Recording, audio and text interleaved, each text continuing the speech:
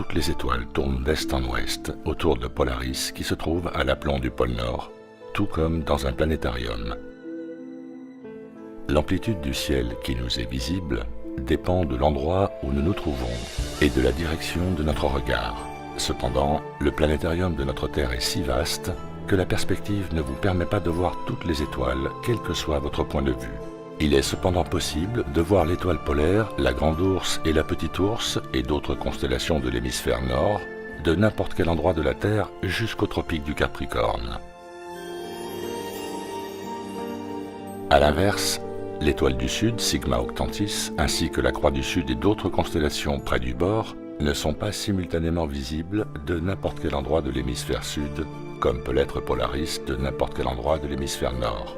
Et les constellations du Sud ne tournent pas d'ouest en est, comme l'astronomie moderne nous le dit. Quelle que soit votre position, globalement, toutes les étoiles se lèvent à l'est et se couchent à l'ouest, avec un angle ou une inclinaison différente dépendant de votre propre positionnement et angle de vue. L'astronomie moderne prétend que les étoiles tournent dans un sens dans l'hémisphère nord et dans l'autre dans l'hémisphère sud. Ceci n'est qu'une incroyable vulgarisation utilisée pour soutenir le modèle du globe. Ils prétendent aussi que la Lune, lorsqu'elle est vue depuis l'hémisphère nord, présente sa partie droite en haut, alors que vue depuis l'hémisphère sud, ce schéma est inversé.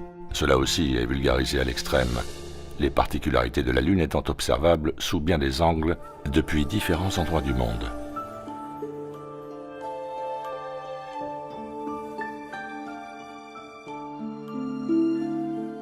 Plus vous allez vers le sud à partir du pôle Nord, plus l'étoile polaire et les étoiles environnantes déclineront dans le ciel sous l'effet de la perspective. Donc, si vous êtes au pôle Nord, Polaris sera à un angle de 90 degrés juste au-dessus de votre tête, alors que sous des latitudes plus méridionales, comme sur l'image, Polaris sera à plus ou moins 45 degrés. L'étoile du Nord est fixe et toutes les autres étoiles tournent autour d'elle. Celles qui lui sont le plus proches tournent très lentement, et plus vous vous éloignez du centre, plus la rotation s'accélère progressivement. Quelques fondamentaux avant de commencer. Voici comment notre champ de vision fonctionne. Tout ce qui se trouve dans la partie sombre est derrière l'horizon. De par son éloignement et sa hauteur, le ciel est beaucoup plus visible que la Terre. Exemple de quelqu'un situé au pôle Nord, dont le champ de vision comprend un gros morceau de ciel et un petit morceau de terre. Les étoiles tournent autour du dôme. Voilà à quoi cela ressemble depuis le sol. Le cercle 1 correspond à un filet d'étoiles proche du centre. Le cercle 2 et en partie le cercle 3 nous montrent des cercles s'agrandir jusqu'à devenir des lignes droites si le champ de vision se rétrécit. Plus les étoiles sont proches de l'horizon, plus ces lignes se prononcent. Mais comment peut-on voir ça? À gauche des cercles, plus à droite des lignes et encore plus à droite d'autres cercles. La réponse est en 3 mots, échelle, perspective et horizon. L'échelle. La Terre est immense, mais le ciel l'est encore plus. Notre vision en comprend une grande partie. Exemple de votre vue du ciel si vous étiez au pôle Nord, la partie blanche représentant le ciel. La perspective. L'amplitude de la surface du ciel que nous voyons dépend de notre localisation et de notre angle de vision. L'horizon. Dans cet exemple, notre point de vue se situe à l'équateur. Plus nous sommes proches de l'extrémité, plus notre ligne d'horizon baisse de chaque côté. La partie blanche représente la partie visible d'une filée d'étoiles depuis notre point de vue, l'équateur.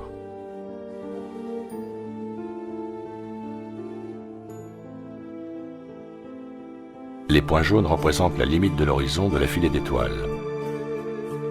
Le cercle 1 montre la perspective et la direction entrante à droite et sortante à gauche de la filée d'étoiles sur l'horizon. Le cercle 2 montre la perspective de cette même filée d'étoiles autour de l'étoile polaire, très basse sur l'horizon.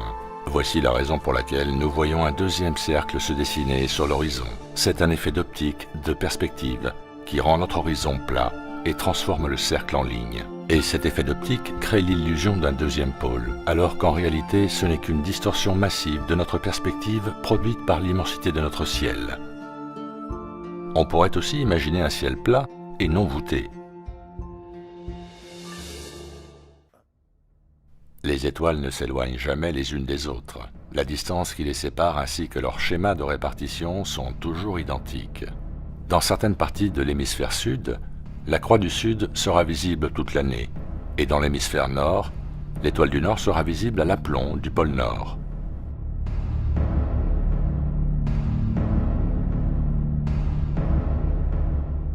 Donc, en fonction de l'orbite inclinée de la Terre autour du Soleil, il est impossible de voir les étoiles sous le même angle à la fois au nord et au sud.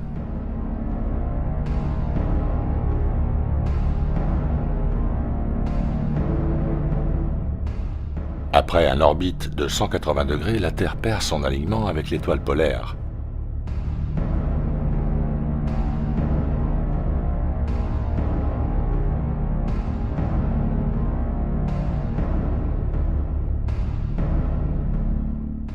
Pour garder l'étoile du Nord toujours à l'aplomb du pôle Nord, la Terre devrait constamment ajuster son angle. Donc si les gens situés au Nord peuvent voir Polaris au-dessus du pôle Nord, il n'est pas possible que dans le même temps, les gens situés au Sud puissent observer la croix du Sud à l'aplomb du pôle Sud. Comment un photographe peut-il prendre des clichés du ciel nocturne en exposition lente s'il se trouve sur une Terre qui tourne ?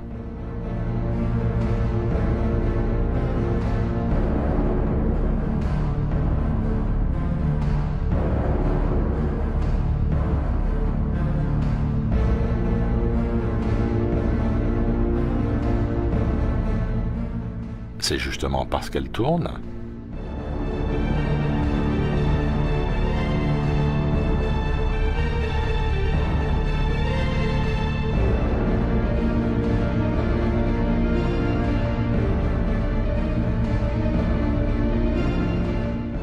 Nous savons que le photographe ne tourne pas et qu'il est immobile.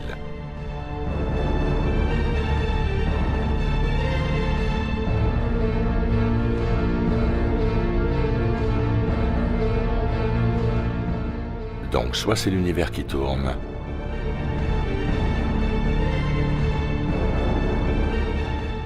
soit c'est lui, sur la Terre.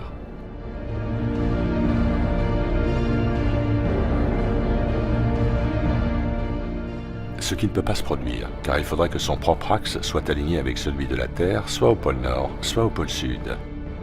C'est la seule manière pour lui d'être synchro avec l'axe de la Terre.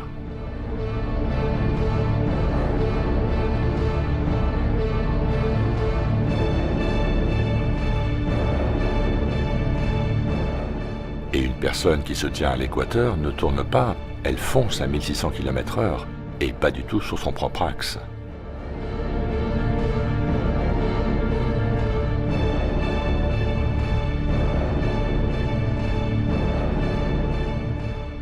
Donc, comment ces deux personnes peuvent pointer leur appareil sur l'étoile du Nord et obtenir une photo d'étoile qui tourne dans le ciel?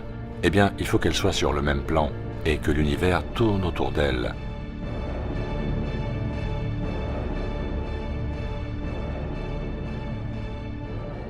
Si la Terre tournait vraiment sur son axe, le seul endroit où ce phénomène pourrait être observé serait juste sous Polaris au pôle Nord. De tous les autres points d'observation, nous ne verrions que des filets d'étoiles traverser le ciel horizontalement.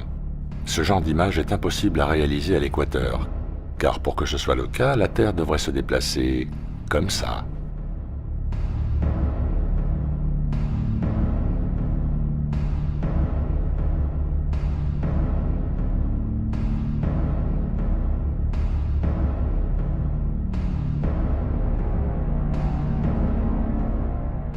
Remarquez le parcours circulaire parfait autour de Polaris, l'étoile du Nord, située au point le plus haut du dôme, juste à l'aplomb du pôle Nord, l'immuable centre magnétique de l'univers, autour duquel tout révolutionne.